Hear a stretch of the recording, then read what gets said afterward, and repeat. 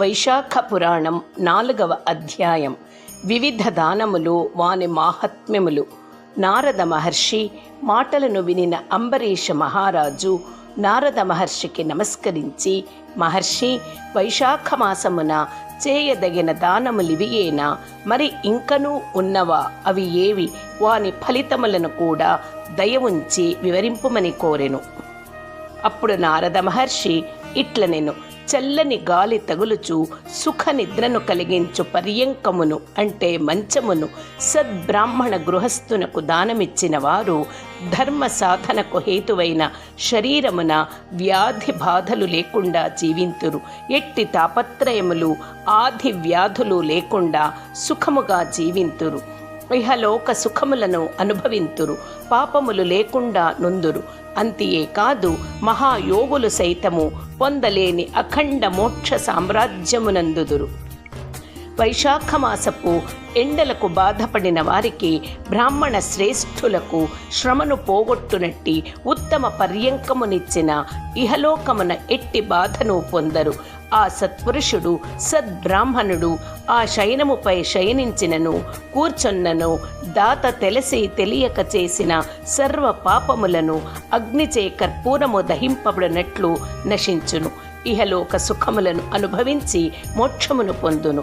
స్నాన మాత్రముననే పుణ్యములనిచ్చు వైశాఖ మాసమున కశిపును పరుపు లేక వస్త్రము, మంచముపై మంచి ఆచ్ఛాదనము గల పరుపును, ఉత్తమమైన ఆహారమును దానము చేయువారు చక్రవర్తులై చక్రవర్తి సమానులై తమ వంశము వారితో పాటు శారీరక మానసిక బాధలు లేకుండా సుఖ శాంతులతో అభివృద్ధి నందుదురు. ఆయురారోగ్యములను కీర్తి ప్రతిష్టలను పొందుదురు. 100 తరముల వరకు వాని కులమున ధర్మహీనుడు జన్మింపడు. తుదకు ముక్తి నందును. శ్రోత్రియుడైన సద్బ్రాహ్మణునకు ఆ మంచముపై పరుపుతో పాటు దిండును కూడా దానమిచ్చినచో సుఖ నిద్రకు కారణమైన మంచమును పరుపును దిండును ఇచ్చుటచే ఆ దాత అందరకు అన్ని విధముల ఉపకారము చేయువాడై ప్రతి జన్మయందును సుఖవంతుడు, భోగవంతుడు, ధర్మపరాయణుడై అన్నిట విజయమునందుచు 7 జన్మల వరకు మహావైభవముగా గడిపి తుదకు ముక్తి నొందును. తనతో బాటు 7 తరముల వారికిని ముక్తిని కలిగించును. గడ్డి, తుంగ మున్నగు వానిచే నిర్మితమైన చాపను దానమిచ్చినచో శ్రీ మహావిష్ణువు సంప్రీతితో తానే దాని యందు శయనించును. ఊర్ణ, ఉన్ని, గొర్రెబొచ్చు నీటి యందు పడినను తడవకునుండునో అట్లే పర్యంక శయ్యాదానము చేసిన వారు సంసార సముద్రములో నున్నను ఆ వికారములు అంటని స్థితిని పొందుదురు.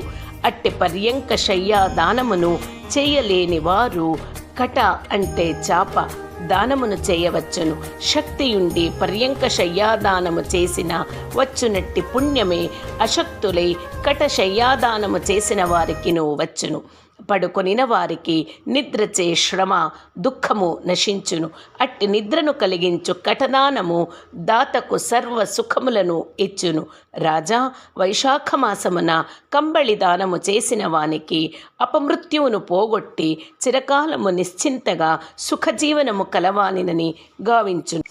ఎండచే పీడింపబడిన వానికి వస్త్రమును దానము చేసినచో పరిపూర్ణ ఆయుర్దాయమునంది తుదకు ముక్తి నందును. లోని తాపమును పోగొట్టి కర్పూరమును దానమిచ్చినచో ముక్తి ఆనందము కలుగును. దుఃఖములు నశించును. ఉత్తమ బ్రాహ్మణునకు పుష్పములు దానమిచ్చినచో సర్వజనులను వశపరుచుకున్న మహారాజై చిరకాలము సుఖించును. కుమారులు, మనుమలు మున్నగు వారితో సర్వ సౌఖ్యములనంది ముక్తి నొందును. సూర్యుడు మేషరాశిలో నుండగా వైశాఖ మాసమున కర్పూర తాంబూల దానమెచ్చినచో చక్రవర్తి అయి మోక్షమునందును.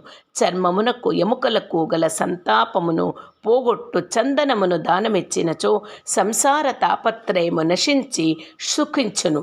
దుఃఖములు పాపములు లేకుండా జీవించి ముక్తినందును. కస్తూరి మున్నగు సుగంధ ద్రవ్యములనిచ్చినచో ఎట్టి బాధలు లేకుండా జీవించి మోక్షమునందును. పద్మమాలను గాని అడవి మల్లెల మాలను కాని దానమిచ్చినచో చక్రవర్తి అయి సర్వజన మనోహరుడై చిరకాలము జీవించి ముక్తినందును. వైశాఖమున మొగలి మల్లెపువ్వులు దానమిచ్చినచో మధుసూదనుని అనుగ్రహమున సుఖభోగముల నంది ముక్తినందును. పోక చెక్కలను, సుగంధ ద్రవ్యమును, కొబ్బరికాయలను దానమిచ్చినచో 7 జన్మల వరకు బ్రాహ్మణుడై జన్మించి వేద పండితుడు ధనవంతుడై ఉండి 7 తరముల వారితో కలిసి ముక్తినొందును. సద్బ్రాహ్మణుని ఇంటిలో విశ్రాంతి మండపమును కట్టించి ఇచ్చినచో వాని పుణ్యము ఇంత అని చెప్పుటకు మాటల కందనిది సుమా. నీడనిచ్చు మండపము, నీడలోనున్న ఇసుక తిన్నెలు, చలివేంద్రము వీనిని నిర్మించి బాటసారులకు జనులకు ఉపకారము చేసిన వారు లోకాధిపతులగుదురు. మార్గమున తోట, చెరువు, నూయి, మండపము వీనిని నిర్మింపచేసిన వానికి పుత్రులు లేకున్నను ధర్మలోపము కదా అని భయము లేదు. నూయి, చెరువు, తోట, విశ్రాంతి మండపము, చలివేంద్రము, పరులకు ఉపయోగించి మంచి పనులు చేయుట, పుత్రుడు ఇవి 7ను సప్త సంతానములని పెద్దలు చెప్పుచున్నారు. వీనిలోనే ఒకటి చేయకున్నను మానవునకు పుణ్యలోక ప్రాప్తి లేదు. సత్య శాస్త్ర శ్రవణము, తీర్థయాత్ర, సజ్జన సాంగత్యము, జలదానము, అన్నదానము, అశ్వత్థరోపణము అంటే రావి చెట్టును నాటుట. పుత్రుడు అను 7ను సప్త సంతానములని వేదవేత్తలు చెప్పుచున్నారు. 100 కొలది ధర్మకార్యములను చేసినను సంతానము లేనివానికి పుణ్యలోక ప్రాప్తి లేకుండుటచే అతడు పైన చెప్పిన 7 సంతానములలో యథాశక్తిగా దేనినైనను ఒకదానినైనను చేసి సంతానవంతుడై పుణ్యలోకములనందవచ్చును. పుణ్య పాప వివేకము లేని పశువులు, పక్షులు, మృగములు, వృక్షములు సద్ధర్మాచరణ లేకపోవటచే పుణ్యలోకి ప్రాప్తి పొందవు. కానీ పుణ్యపాప వివేచన శక్తి కలిగిన మానవులి సద్ధర్మములనాచరింపనిచో వారికి పుణ్యలోకములెట్లు కలుగును? ఉత్తమములైన పోక చెక్కలు, కర్పూరము మున్నగు సుగంధ ద్రవ్యములు కల తాంబూలములను సద్బ్రాహ్మణునకు దానమిచ్చిన వారి పాపములన్నీయూ పోవును. తాంబూల దాత కీర్తిని, ధైర్యమును, సంపదను పొందును. నిశ్చయము రోగి అయిన వాడు తాంబూల దానమునిచ్చినచో రోగ విముక్తుడగును. ఆరోగ్యము కలవాడు తాంబూల దానమిచ్చినచో ముక్తి నొందును. వైశాఖమాసమున తాపహారకమైన తక్రమును అంటే మజ్జిగ దానమిచ్చిన వాడు విద్యావంతుడు, ధనవంతుడు అగును. కావున వేసవి కాలమునందు తక్ర దానము తప్పక చేయదగినది సుమా. వేసవి కాలమున ప్రయాణము చేసి అలసిన వానికి మజ్జిగనిచ్చిన మరింత పుణ్యమును కలిగించును.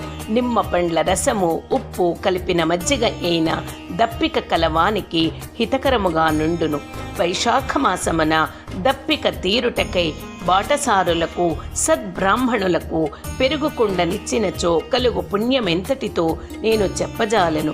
అనంత పుణ్యము కలుగునని భావము. లక్ష్మీ వల్లభుడైన మధుసూదనకును ప్రియమైన వైశాఖమాసమున శ్రేష్టమైన బియ్యమును దానమిచ్చిన వారు పూర్ణాయుర్దాయమును అన్ని యజ్ఞములు చేసిన పుణ్యఫలమును పొందును. తేజోరూపమైన గోఘృతమును అంటే ఆవు నేయి సద్బ్రాహ్మణునకు దానమిచ్చిన వారు అశ్వమేధయాగ పుణ్యమునంది తుదకు విష్ణు పదమును చేరుదురు. విష్ణు ప్రీతికరమైన వైశాఖమాసమున బెల్లమును, దోసకాయను దానమిచ్చిన వారు సర్వ పాపములను పోగొట్టుకొని శ్వేత ద్వీపమున వసింతురు. పగటి ఎండకు అలసిన వానికి సాయంకాలమున చెరకుగడను బ్రాహ్మణునకు దానమిచ్చినచో వానికి కలుగు పుణ్యము అనంతము. వైశాఖమాసమున సాయంకాలమున ఎండకు అలసిన బ్రాహ్మణునకు పానకమును దానమిచ్చినచో చేసిన పాపములను పోగొట్టుకుని విష్ణులోకమును చేరును. పండ్లను, పానకమును దానమిచ్చినచో దాత యొక్క పితృదేవతలు అమృతపానము చేసినంత ఆనందమును పొందుదురు. దాతకు వాని పితృదేవతల ఆశీస్సులు లభించును. వైశాఖమాసమున పానకముతో పాటు మామిడి పండ్లను దానమిచ్చినచో సర్వ పాపములు హరించును, పుణ్యలోక ప్రాప్తి కలుగును. చైత్రమాసమునందలి అమావాస్యయందు పానకము నిండిన కుండను దానమిచ్చినచో గయాక్షేత్రమున 100 మార్లు పితృశ్రాద్ధము చేసినంత పుణ్యము కలుగును. ఆ పానకమున కస్తూరి, కర్పూరము, వట్టివేళ్ళు మున్నగు వానిని కలిపి చైత్రమాసమునందలి అమావాస్యయందు దానమిచ్చినచో వివిధ రీతులలో చేయవలసిన శ్రాద్ధముల నిర్వర్తించిన పుణ్యము కలుగును అని నారదుడు అంబరీష మహారాజునకు వివరించెను. వైశాఖ పురాణం 4